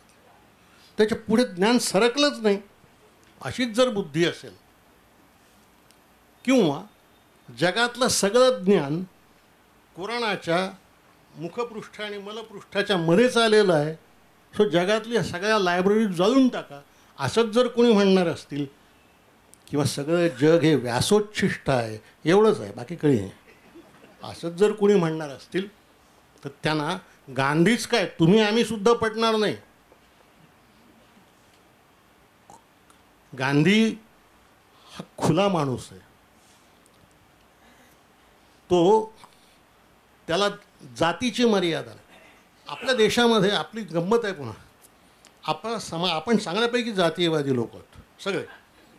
आपल्याला प्रत्येक पुढाऱ्याची जात ठाऊक आहे. गांधीची जात कुणी विचारलीच नाही या देशामध्ये. या देशामध्ये एकमेव धर्मनिरपेक्ष आणि जातीनिरपेक्ष माणूस कोण असेल तर तो गांधीच होता. हो, आंबेडकर पण होते. आणि सांगतो ना, पुणे करार त्यातूनच झाला. महत्त्वाचा मुद्दा असा आहे की जात धर्म इतकंच नाही तर देशाच्याही मर्यादा. ते दिल्लीच्या दंगलखोरांना म्हणाले की तुम्ही इथल्या दंगली बंद करा, मी पाकिस्तानात जाऊन हिंदूंवर होणारे अत्याचार थांबवतो. देशाच्याही मर्यादा मान्य. असा वैश्विक पातळीवर जे विचार करू शकतात आणि ती पातळी गाठताना जमीन जे सोडत नाहीत, तिथं गांधी येतो. आता शेवटचाच प्रश्न, की आता तुम्ही बोलत असताना सगळे प्रेक्षक आणि आम्ही सगळे थक्क झालेले आहोत की तुम्ही जे पुस्तक लिहिलं आहे त्याचं वर्णन जर करायचं झालं तर ते अद्भुत आहे. आणि दुसरी गोष्ट, असं मला आश्चर्य वाटतं की हे पुस्तक तुम्ही कसं लिहिलं. म्हणजे त्या काळात तुम्ही लोकमतचे अग्रलेख लिहित होता का नव्हतात, इतर लेख लिहित नव्हता का, किंवा अशी पुस्तकांची थप्पी शेजारी असणार आणि तुम्ही त्यातलं बघून बारा काही म्हणजे त्यातले विचार घेताय, असं म्हणजे काय नेमकी तुमची लेखन पद्धती होती, कशा पद्धतीने हा ग्रंथ आकाराला आला, हा मला महत्त्वाचं वाटतं. हे याला जोडून हां, जे काही थोडेसे आपण प्रश्न मागवले होते, बहुतेक प्रश्नांची उत्तरं येऊन गेलीत, पण रश्मी सप्तर्षी यांच्याकडून पण जे काही आले होते त्यात आणखी अशी काही प्रकरणं जी याच्यात यायलाच पाहिजे होती पण राहून गेलीत, असं काही वाटतं का? चंदू काकांचा आग्रह त्यात राजेंद्र बाबू यावे असं होतं. बरोबर आहे. कस्तुरबा आल्यात कस्तुरबा. हां, काहींचा आग्रह राजाजी यावे असाही होता. पण सरदार आणि नेहरू आल्यानंतर मग ते रिपिटेशन झालं असतं असं मला वाटलं. एक दुसरं, तुमचा प्रश्न काय होता पहिला? नाही, तुम्ही किती तास लिहित होता, हां. काय करत होता, नाही, मी म्हणजे माझ्या- लेखनाची प्रोसेस. माझे सगळे उद्योग चालू असताना मी लिहित होतो. मी लोकमतचा संपादक होतो, रोजचा अग्रलेखही लिहित होतो. आणि हे पुस्तक मी 3 महिन्यात लिहिलं. बरोबर आहे. तुम्हाला सांगायला हरकत नाही, या हे मी लिहावं असा पहिला आग्रह माझ्याजवळ यदुनाथ थत्त्यांनी धरला. ते आणि मी पंजाबात होतो, 10 दिवस फिरत होतो. भिंद्रावाल्याची मी भेट घेऊन आलो होतो, तो मग मारला गेला. अशांतता होती, तेव्हा मी आणि यदुनाथ गेलो होतो.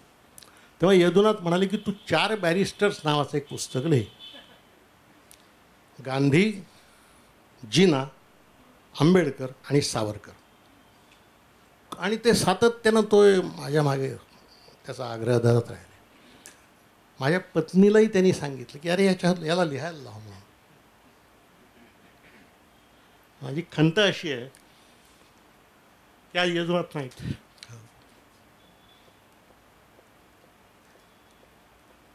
माझी पत्नी नाही.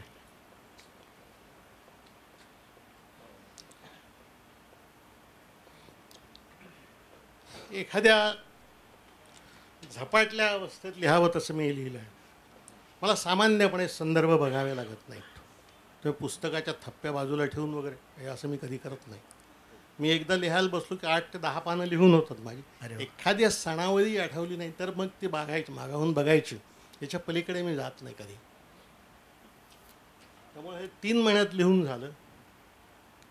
मला आपण यदुनाथांनी चा शब्द पूर्ण केला याचा आनंद आहे. बस.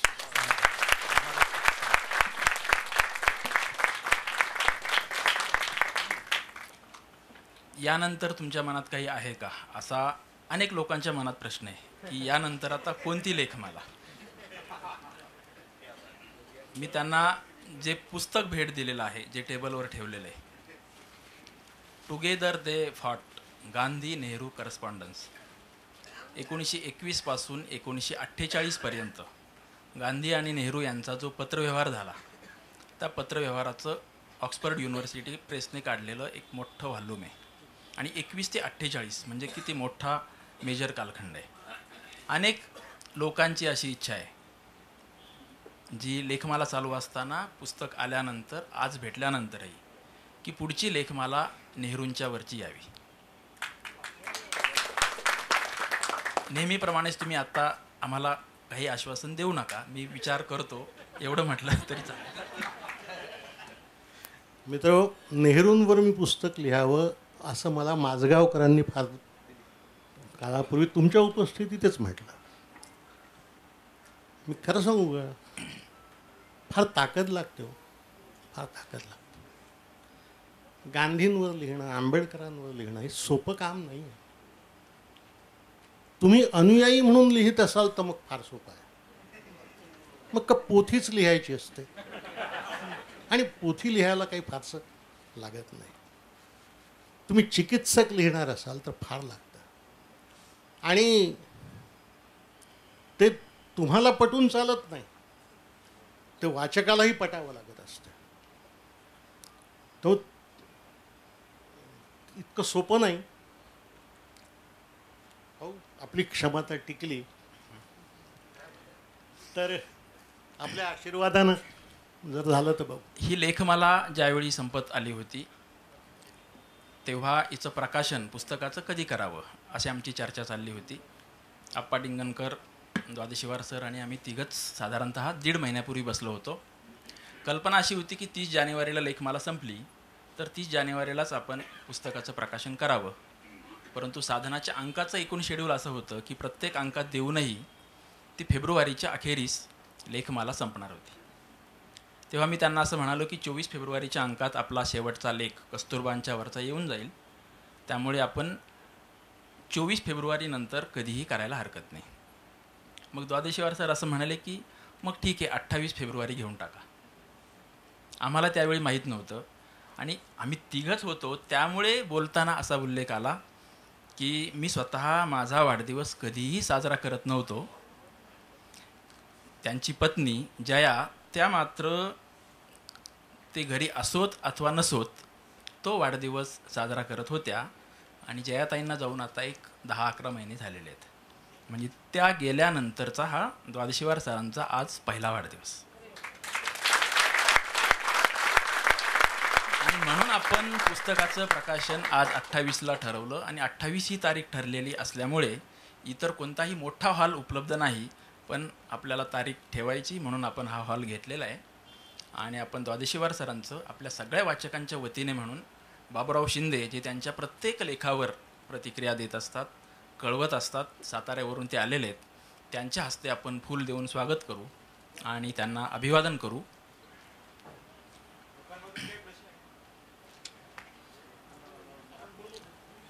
आता आपण संपल्यानंतर बोलू. आपण सर्वजण उभं राहून अभिवादन करू.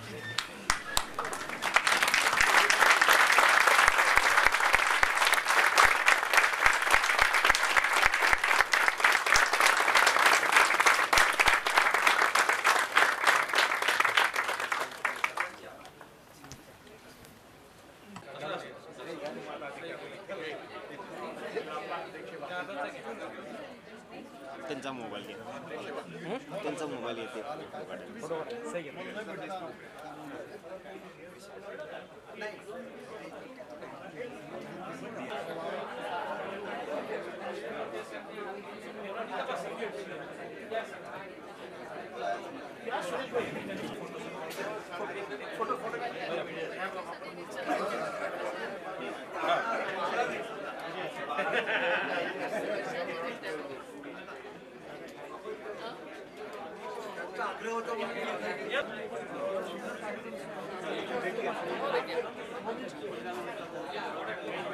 नाही ओळखलंच नाही. हो तर ते कार्यक्रमाच्या डोक्यात असतं. हो छान.